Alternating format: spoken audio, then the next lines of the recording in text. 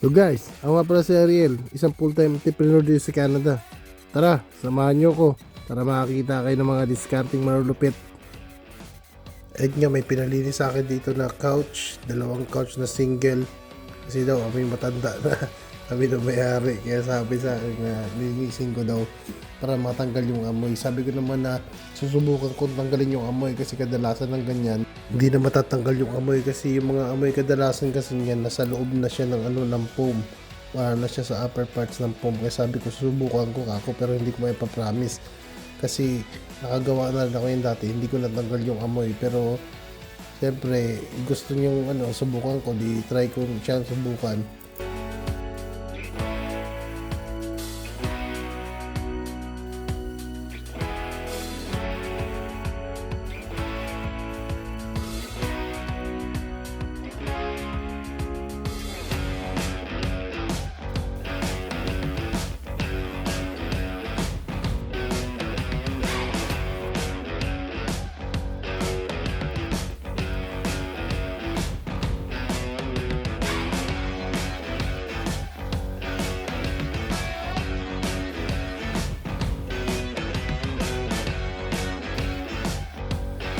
Yung customer ko kasi na to, nabili niya to sa marketplace, tapos yung may-ari nga raw matanda.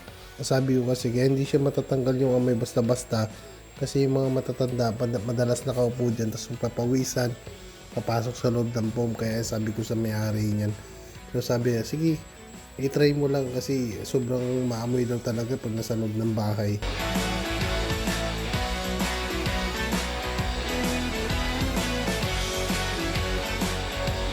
At ayun nga, ibabalot ko na siya ng plastic kasi itatry ko siya i-deodorize na para sa process ng deodorize sa couch para matanggal talaga yung amoy.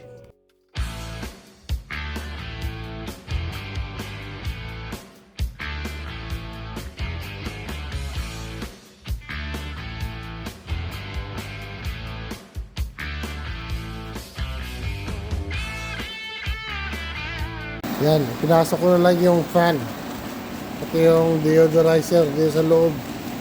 Binalot ko ng plastic.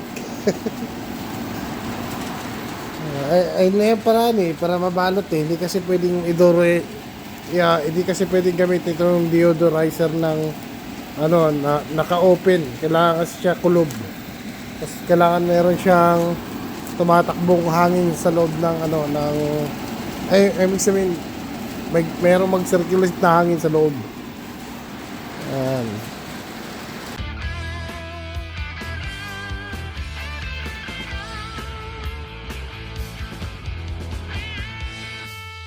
At ang kinita ko nga pala rito ay 140. Salamat sa panonood. Bye. Peace.